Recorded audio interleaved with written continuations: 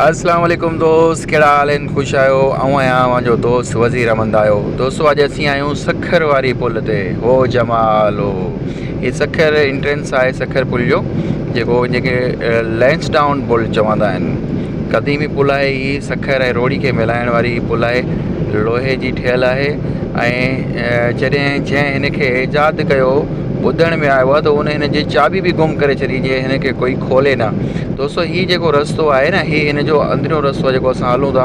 इंतिहाई क़दीमी पुल आहे, इन करे हिन पासे खां ट्रैफिक तमामु घटि आहे। जेकी लोड हैवी गाॾियूं हूंदियूं आहिनि उहे हिन पासे खां अंदरां न ईंदियूं आहिनि। सिर्फ़ु नंढियूं गाॾियूं जीअं रिक्शा, कार वग़ैरह थी या बाइक थी या, उहे हिन रस्ते खां वेंदा आहिनि। उन खां अलावा मां तव्हांखे ॾेखारींदो हलां त हीअ विच वारो गेप आहे, जिते हिकु दरबार बि आहे कंहिं मुर्शिद साईं जी।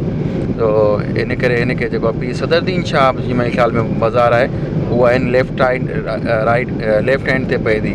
उन खां अलावा हीअ जेको ॿियो जेको मरहलो अचे थो पुल वारो लैंसडाउन जो, हिन में जेको आहे त हिननि हिकिड़ी ॿी जेकी साइड रखी आहे, उन में ट्रेन जी जेकी रखी अथनि पुल, उहा असुलु नालो लैंसडाउन शायदि उन पुल जो आहे।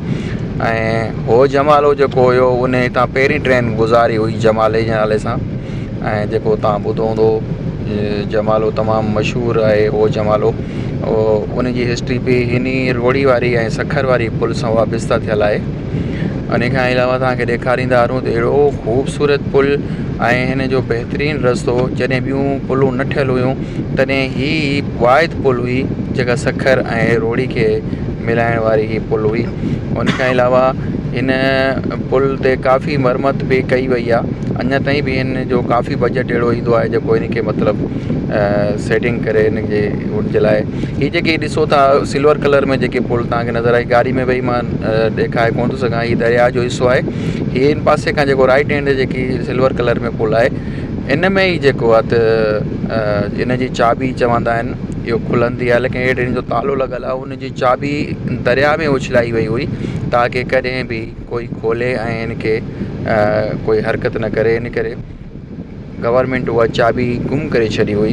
तंहिं ॾींहंनि पाकिस्तान ठहण खां पहिरें जी इहा पुल आहे, या पोइ ताज़ो पाकिस्तान ठहण खां पोइ, पर मूंखे लॻे थो त पाकिस्तान ठहण खां पहिरियां वधीक मूंखे हिस्ट्री हिन पुल जी न आहे ख़बर।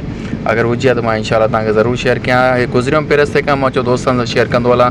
थैंक यू सो मच दोस्तो, ॾिसंदा रहो मुंहिंजो चैनल। कंहिं दोस्त अगरि चैनल सब्सक्राइब न कयो आहे त महिरबानी करे चैनल सब्सक्राइब